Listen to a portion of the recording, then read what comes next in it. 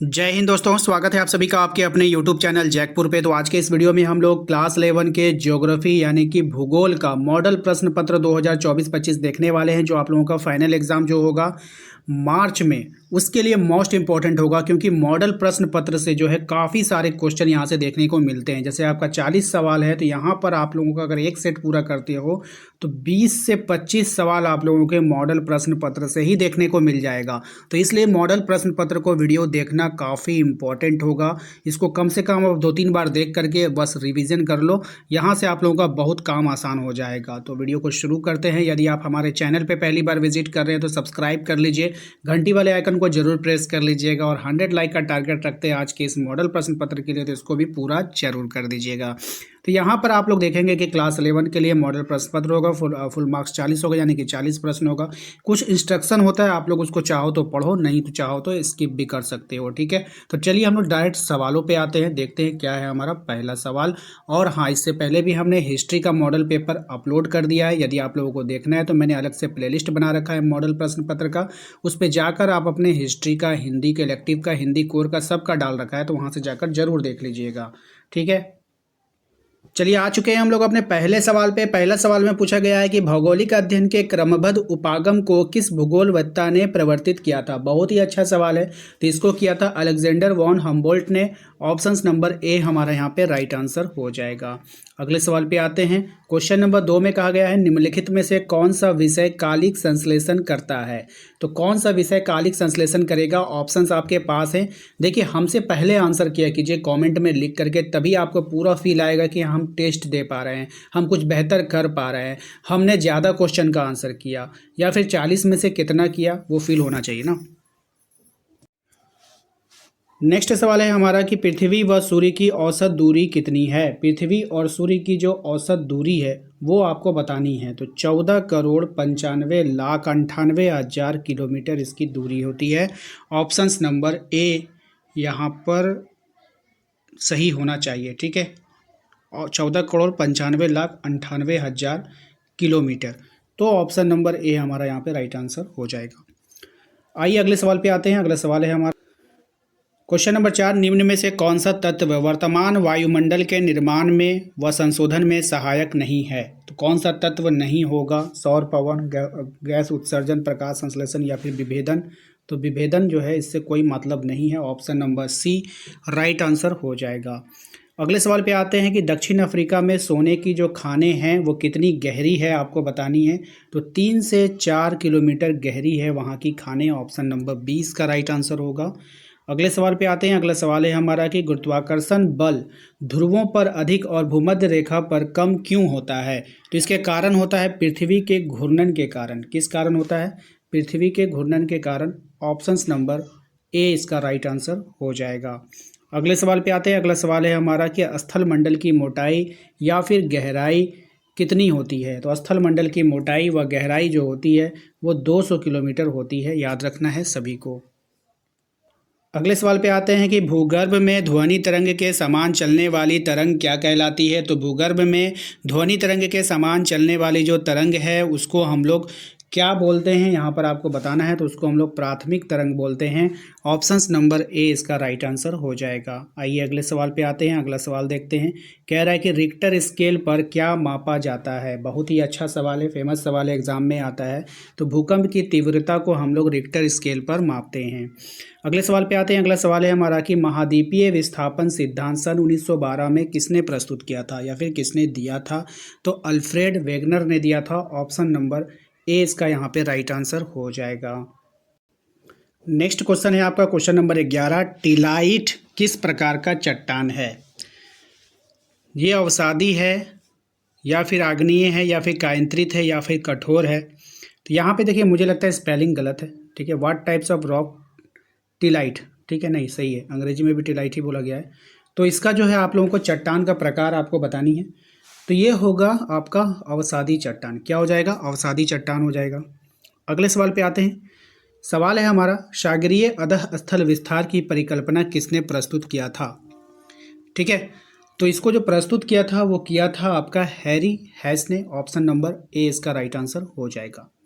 Next आते हैं अगले सवाल पे। अगला सवाल है हमारा कि पोलर फ्लाइंग बल निम्नलिखित में से किससे संबंधित है। पोलर फ्लाइंग बल जो है वो किससे संबंधित है आपको बतानी है। तो ये संबंधित है आपके पृथ्वी के घूर्णन से संबंधित है। ऑप्शन नंबर बी इसका यहाँ पे राइट आंसर हो जाएगा। नेक्स्ट आते हैं अगले सवाल पे। कह रहा है आपसे, नेक्स्ट सवाल पे आते हैं कि निम्नलिखित में से कौन सा एक अनुकारमिक प्रक्रिया है। इसको ध्यान रखना है, ये अच्छा सवाल है। तो ये हो जाएगा आपका पटल विरूपणी। क्या हो जाएगा? पटल विरूपणी एक अनुकारमिक प्रक्रिया है।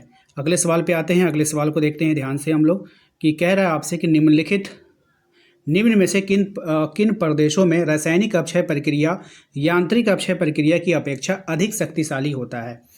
राइट आंसर होगा इसका चूना पत्थर प्रदेश जो होता है वहाँ पे। ठीक है, ऑप्शन नंबर सी इसका यहाँ पे राइट आंसर हो जाएगा। अगले सवाल पे आते हैं। कह रहा है आपसे निम्नलिखित में से कितनी ऊंचाई, ठीक है याद रखना है आपको, निम्नलिखित में से कितनी ऊंचाई पर ऑक्सीजन की मात्रा नगण्य हो जाएगी। यानी कि कितनी ऊंचाई पर आप जाओगे कि वहाँ पर ऑक्सीजन जो है वो कम हो जाएगा। तो 120 किलोमीटर। कितना हो जाएगा? 120 किलोमीटर याद रखना है। अगले सवाल पे आते हैं। क्वेश्चन नंबर 17 में निम्न में से किस अक्षांश पर 21 जून की दोपहर को सूर्य की किरणें सीधी पड़ती है। तो किस अक्षांश पर? 23.5 डिग्री पे। याद रखिएगा उत्तरी अक्षांश। 23.5 डिग्री उत्तरी अक्षांश। Option number B. Question number 18 पे आते हैं। कहा जा रहा है कि अंतर उष्णकटिबंधीय अभिसरण क्षेत्र कहाँ पे बनता है। तो ये जो बनेगा 30 डिग्री उत्तर से 30 डिग्री दक्षिण के मध्य बनेगा। ठीक है, 30 डिग्री उत्तर से 30 डिग्री दक्षिण के मध्य। ऑप्शन नंबर बी इसका यहाँ पे राइट आंसर हो जाएगा। नेक्स्ट आते हैं हम लोग समुद्र पर वायु दाब। ठीक है, समुद्र पर ध्यान दीजिएगा, समुद्र पर वायु दाब कितना होता है। समुद्र पर जो प्रेशर बनता है वो कितना बनता है। तो वो जो बनेगा आपका 1013.25 मिलीबार। ऑप्शन नंबर ए इसका राइट आंसर होगा। नेक्स्ट सवाल है हमारा कि उष्णकटिबंधीय चक्रवात को ऑस्ट्रेलिया में किस नाम से जाना जाता है। काफ़ी अच्छा सवाल है। अगर आप इसके ऑप्शंस की तरफ ध्यान देंगे तो गौर से देखिए इसके ऑप्शंस को। ठीक है, हरिकेन है, टाइफून है, विली विलीज है, तूफान है। ये काफ़ी अच्छा सवाल है और एग्जाम में पूछा जाता है। तो विली विलीज इसका राइट आंसर हो जाएगा। ऑप्शन नंबर सी हो जाएगा। बात करते हैं हम लोग क्वेश्चन नंबर 21 की। निम्नलिखित प्रकार के बादलों में से आकाश में सबसे ऊंचा बादल कौन सा है। ये सवाल एग्जाम में बार बार आता है, तो इस बात का ध्यान रखिएगा। ठीक है, तो इसको हम लोग बोलते हैं पक्षाभ मेघ। क्या बोलते हैं? पक्षाभ मेघ। देखिए क्या बोला, सबसे ऊंचा। आसमान में कौन उड़ेगा? पक्षी उड़ता है ना, सबसे ऊंचा पक्षी उड़ता है ना। कोई भी पक्षी होगा जो सबसे ऊंचा, बाज हो गया, चील हो गया, सबसे ऊंचा उड़ता है, वो सब क्या है? पक्षी। तो पक्षी से पक्षाभ मेघ याद रखिएगा ट्रिक से। अगले सवाल पे आते हैं। क्वेश्चन नंबर 22 में देखिए पूछा गया आपसे कि पृथ्वी के धरातल के निकट वायु का औसत वार्षिक तापमान कितना है। तो औसत वार्षिक तापमान आपको यहाँ पे बतानी है। 14 degree Celsius, 15 degree Celsius, 16 degree Celsius, 17 degree Celsius. ठीक है, राइट आंसर इसका क्या होगा? ऑप्शन नंबर बताइए, सी हो जाएगा। ठीक है, 16 डिग्री सेल्सियस। चलिए अगले सवाल पे आते हैं कि जलवायु के वर्गीकरण से संबंधित कोपेन की पद्धति को व्यक्त किसने किया था। ठीक है, तो Koppen method of classification is climate can be expressed as, किसके द्वारा किया गया था आपको बतानी है। राइट आंसर होगा इसका अनुभाविक के द्वारा। ठीक है, चलिए अगले सवाल पे आते हैं। सामान्यतः खुले महासागर की लवणता कितनी होती है। अब खुले महासागर है, उसकी लवणता का परसेंट बताना है आपको। तो 33 से 67%। ऑप्शन नंबर ए इसका राइट आंसर होगा। नेक्स्ट है आपका कि निम्न में से कौन सा सबसे छोटा महासागर है। यानी कि चार वो जो आपको नाम दिख रहा है, या चारों महासागर है, और इसमें से आपको पहचाननी है कि सबसे छोटा महासागर कौन सा है। तो आर्कटिक महासागर जो होगा वो सबसे छोटा होगा। ठीक है, अगले सवाल पे आते हैं। फंडी की खाड़ी कहाँ स्थित है। फंडी की खाड़ी कहाँ स्थित है आपको बतानी है। तो ये आपका कनाडा में है। ऑप्शन नंबर ए इसका यहाँ पे सही जवाब हो जाएगा। नेक्स्ट आते हैं, पृथ्वी पर अपसौर की घटना कब घटित होती है। तो पृथ्वी पर अपसौर की जो घटना घटित होगी वो 4 जुलाई को घटित होगी। Option number B. नेक्स्ट आते हैं, मानव आनुवांशिक रूप से किस प्रजाति से संबंधित है। अब ये जो मानव है आनुवांशिक रूप से कौन सी प्रजाति से संबंधित होगा। तो होमो सेपियंस याद रखिएगा। Option number B. नेक्स्ट आते हैं, भारत की उत्तर से दक्षिण की वास्तविक दूरी कितनी है। तो उत्तर से दक्षिण की आपको बतानी है। तो 3200 14, ठीक है, किलोमीटर। पूरब से पश्चिम, पश्चिम आप लोग कमेंट बॉक्स में बताइए भारत की दूरी कितनी है। नेक्स्ट आते हैं हम लोग अगले सवाल पे कि वर्तमान अनुमान के अनुसार पृथ्वी की आयु लगभग कितनी है। तो वर्तमान अनुमान के अनुसार पृथ्वी की आयु जो है लगभग 46 करोड़ वर्ष है, ठीक है।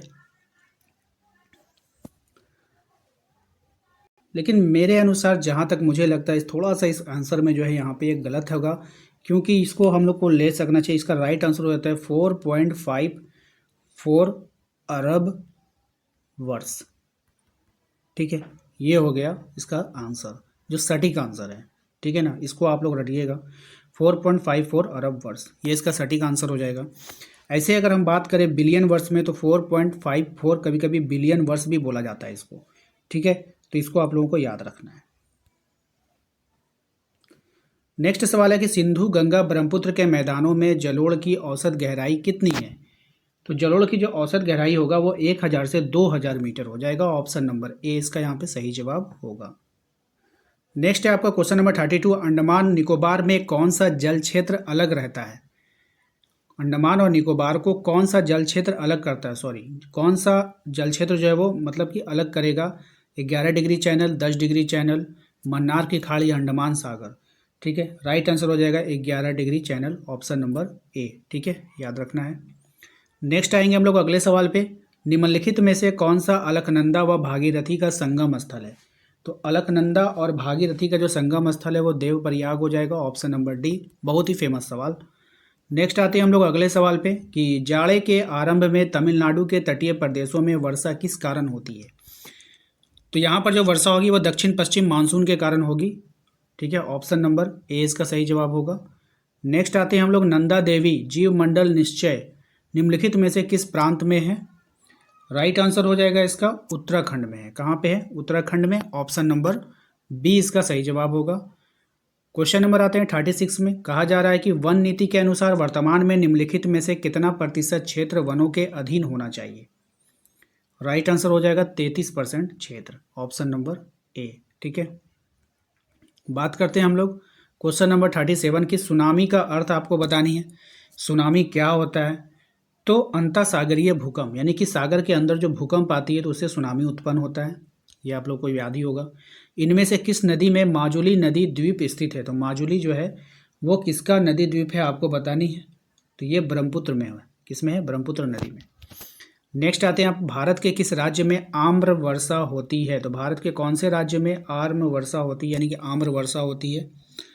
केरल के तटीय, है ना, कर्नाटक में, केरल और तटीय कर्नाटक में, याद रखिएगा, ऑप्शन नंबर बी में इसका राइट आंसर हो जाएगा।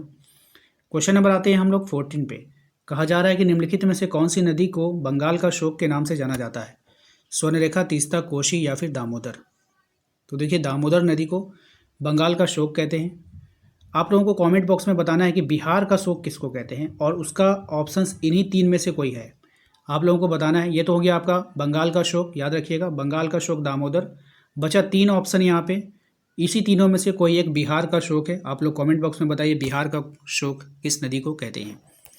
आशा करते हैं कि आप लोगों को आज का ये वीडियो पसंद आया होगा। वीडियो अच्छा लगा है तो लाइक करके चैनल को सब्सक्राइब कर लीजिए, घंटी वाले आइकन को प्रेस कर लीजिए ताकि आने वाली हर एक वीडियो का नोटिफिकेशन आपके मोबाइल पे जाए।